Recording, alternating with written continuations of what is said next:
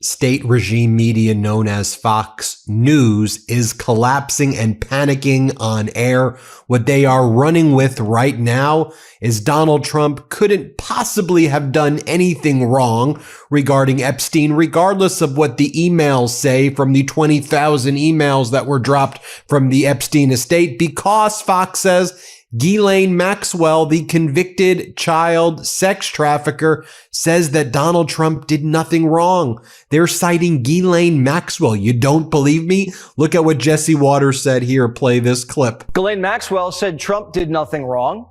So have Epstein's victims and Epstein's lawyer. And none of these emails implicate Trump. So we're back to square one. But Jesse Waters says, look, we're trying to get to the bottom of this. Don't focus on anything relating to Donald Trump. He said what the story is really about is foreign intelligence, blackmail, and cover-ups, but not dear leader. Do you see how panicked they are? Here, play this clip. Primetime wants to get to the bottom of the Epstein saga more than anybody. We've been covering the story for years. But the story isn't about Trump. It's about foreign intelligence, blackmail, and cover-ups. Next up, Jesse Waters is like, and why are the Democrats even focusing on these emails? Emails? Aren't they claiming to be the party of affordability now? For a party that claims they care about affordability, why do they keep bringing up the emails? No one likes to talk about emails. For real. This is what he says. Here, play this clip. For a party that claims to care about affordability, they sure waste a lot of time on old emails. By the way, we can talk about affordability, and we can talk about that Donald Trump's name is all over the emails that were released from the Epstein estate in the most grotesque and despicable fashion. Hey, Jesse Waters, you know, when Jeffrey Epstein and his brother are sending each other memes saying, keep Donald Trump away from your daughters or your young girls, you know, it raises a bunch of red flags, not to mention Jeffrey Epstein offering his service to the Russians right before Helsinki in 2018 and saying that Sergei Lavrov could use some good advice the same way Epstein claims he gave to other Russian oligarchs about Donald Trump. But oh, maybe we should just forget about that, right, Jesse? Or how about this, where Jesse Waters goes, let me tell you what's really going on here. You see, I'm not sure why I'm doing that voice. In Congress, what they're doing is they're playing games, and they want to do fake votes to divide Republicans against Republicans. And so this is just a game of divide and conquer. Nothing to do with Donald Trump's behavior. Okay, Jesse. Here, play this clip. Congress is playing games, holding fake votes to drop more files. But that's not going to happen because it's up to a judge, and they won't release grand jury testimony. This is now looking more and more like a ploy to divide Republicans and smear the president. So they're running with that there. More on that in just a moment. So then they got to call in Lara Trump, though, right? And Lara Trump, I'm not even sure. They're like, let's just talk about something that nobody's really talking about. But sure, let's just bring it up. And Laura Ingraham's like, did you know, Lara, that there are a record number of young women who want to leave the U.S.? What is that all about? And then Lara Trump's like, I don't know what that could be about. I don't know. Maybe it's because this authoritarian regime is repressing women, and the regime is currently covering up a child sex trafficking ring, and they're treating women as second-class citizens. I don't know. You know, I don't really know. I'm just speculating. Here, play this clip of Lara. Let's play it. And Laura, the young women, a fascinating poll showing that young women are more inclined to say they want to leave the United States of America. Yeah, record numbers of younger women want to leave the U.S. 40% age 15 to 44. 15 said they would move abroad permanently if they had the opportunity. What's that all about? That's what is totally that? Crazy. I dare anyone to. It's insane, Laura. But this is the messaging of the Democrats. They have obviously done quite a number on the youth of this country. You know, we have to get back to not only educating our students on reading and writing and math, because those scores have proven to be abysmal, But we also have to get back to teaching our kids to love this country, that this is the greatest country on earth. I would tell all of those young women, I dare you to find anywhere else in the world where you have the freedoms, the opportunities, where you are limited only by your imagination and your work ethic. That is the United States of America. We've got to remind our young population of that, because that is one of the saddest things I've ever heard. Okay, then they bring in Pam Bondi. You know, Pam Bondi's there. She's one of the main people covering up the PPP, or she's supporting the PPP, the Pedo Protection Program. She's covering up the child sex trafficking ring. And so Sean Hannity's like, we keep hearing words from Democrats, Nazis, fascists, racist. And Pam Bondi's like, they wouldn't even know one when they saw one. Really? You all, we know who you are. Here, play this clip of pathetic Pam Bondi. Let's play it. I keep hearing from Democrats, Nazi, fascist, racist, Hitler, Stalin, Mussolini. I talk about it all the time. Is that incitement? Is that dehumanization? Do you believe that impacts unstable people and has a causal effect? I have about 30 seconds. Yeah, Sean, of course it does. It is freedom of speech, but it does. And in the world in which we live, people have to have more compassion. You know, when conservatives can't walk down the street without getting screamed at, they probably couldn't even define a fascist. No. But And then Pam Bondi's like, and we at the Justice Department, we've launched a massive lawsuit against California for Prop 50 that passed by way of the referenda.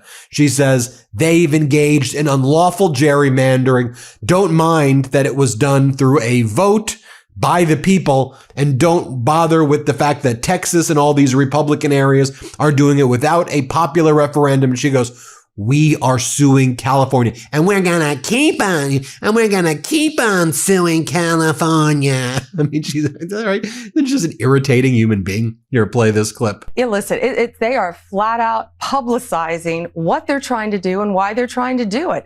They're trying to create seats based on race, and they can't do it. And we're going to hold them accountable just like any other state. I mean, they very publicly said, Sean, what they're trying to do, and it's illegal gerrymandering. They cannot do it. So yeah, we sued them today. We're going to continue suing California until they start complying with the laws of our country. So that's part of their distraction. It's like distraction 1, distraction 2. And then they're like, we've learned from the Fair Housing Administration that there's been a criminal referral to the Department of Justice about Eric Swalwell. Really? That's where you're going with this?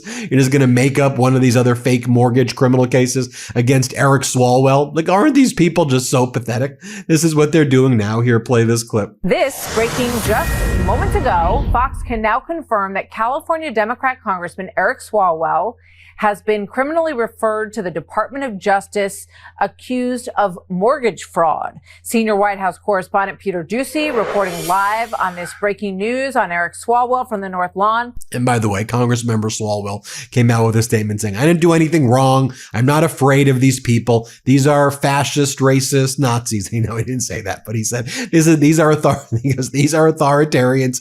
We're standing up to them, and they better be ready to sit in front of the Judiciary Committee, because that's where we're going to put them, and we're going to cross-examine them under oath when Democrats take control of the House in the next term. More from Pam Bondi right here when she's asked about that disastrous hearing yesterday where Lindsay Halligan, the former beauty pageant contestant turned insurance lawyer who Trump made his personal attorney, then put her as the federal prosecutor for the Eastern District of Virginia to go after his political opponents.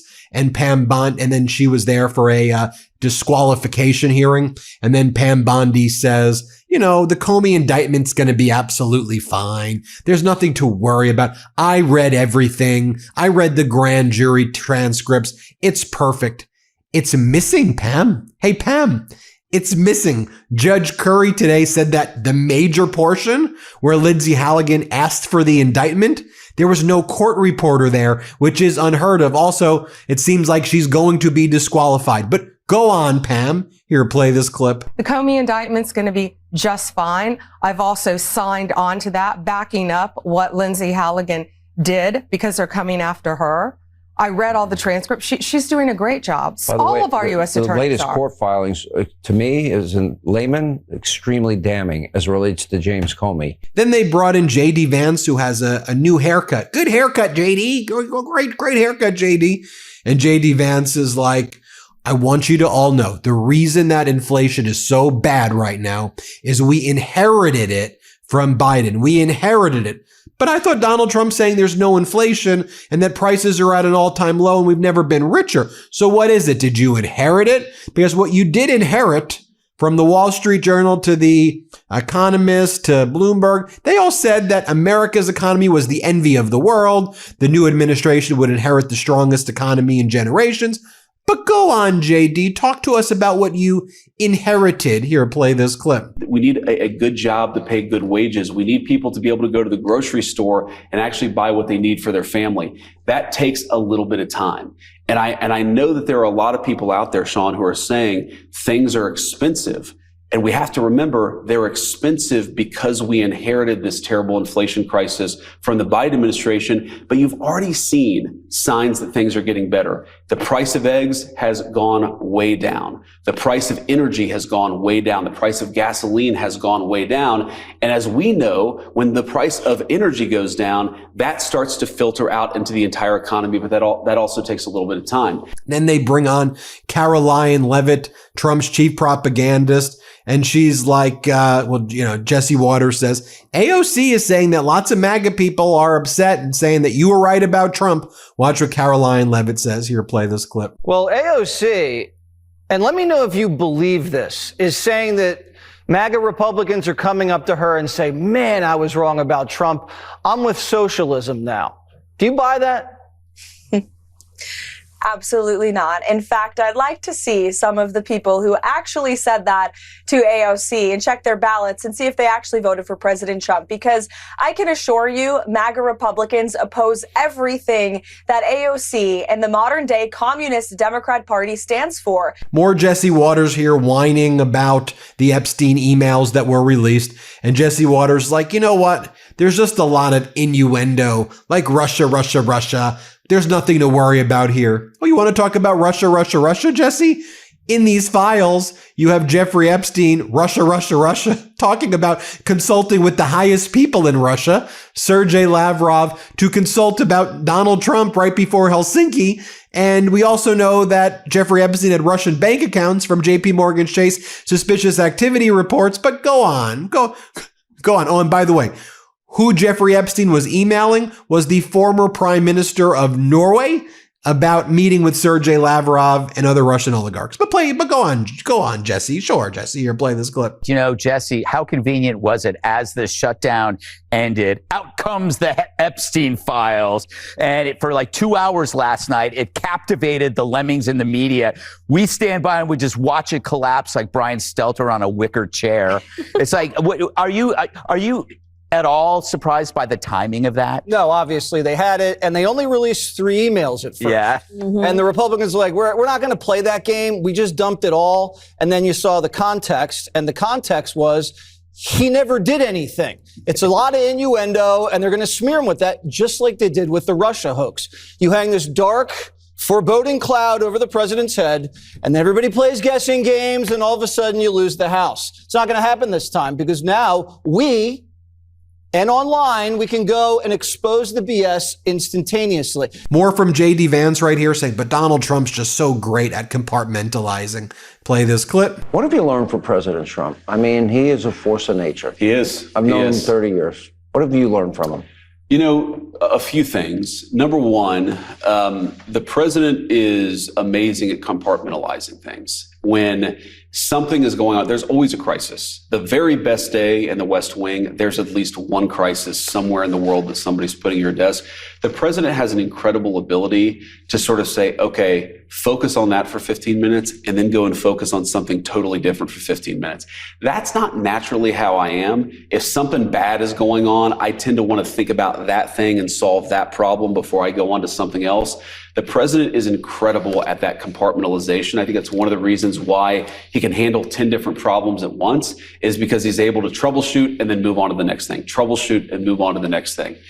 The second thing that I've learned from the president, Sean, and I've tried to absorb it as much as I can, and I think some of this is just who he is and his natural instincts, is he has better instincts about human beings than anybody that I've ever met. And then finally, the man of the people himself, I'm being sarcastic, of course, Eric Trump is like, look, you ever have a problem where you woke up in the middle of the night and you needed to send $500 million worth of Bitcoin? You ever have a problem where you're like, where am I going to put this $500 million of Bitcoin? It's late and I don't know how to send it. So we've created a solve for people who are trying to wire $500 million of Bitcoin. You know, like everyday Americans like me. Ha ha ha ha ha.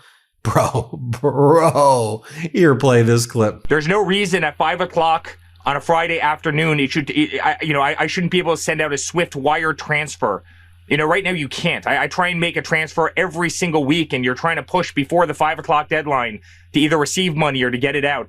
How is that modern day finance? You can send $500 million worth of Bitcoin on a Sunday night at 11 p.m. while having a glass of wine with your wife for virtually zero fees. You know, how is the system this lethargic? Why does it take you 120 days to get go through Know Your Customer with your bank if you want to get a home mortgage? It doesn't make any sense. Cryptocurrency is going to fix every single one of these issues, and Bitcoin is digital gold. Bitcoin is going to be one of the greatest stores of value we've ever seen, ever. Okay, and while Eric's saying that, you have Trump's national economic advisor, Kevin Hassett, saying, we're going to lose 60,000 jobs and I'm just going to blame the Democrats. Here, play this clip. Some of it is like permanent destruction. So again, if you think about all the business travel that didn't happen and so on, a lot of those are things that like people do every quarter, and now that quarter's gone. And so the Council of Economic Advisors informs me that they think that we're probably going to see something like 60,000 job losses because of the shutdown. And it'll take a while to get that back. But we've got so much good news coming with runaway capital spending and lots of extra cash in people's pockets because of the no tax on tips and no tax on overtime. No, we're going to blame you. You're the regime. You're the one who's trying to rip away healthcare from 20 million Americans. You try to rip away SNAP from 42 million Americans. You're the one who launched a trade war against the world, devastating our industries, causing inflation to surge. So we're appropriately and rightfully blaming you.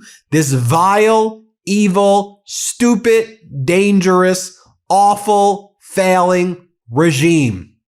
Thanks for watching. Hit subscribe. Let's get to 6 million subscribers. New Meidas merch. Head to store.MeidasTouch.com today and get yourself the best pro-democracy gear and show your support. That's store.MeidasTouch.com.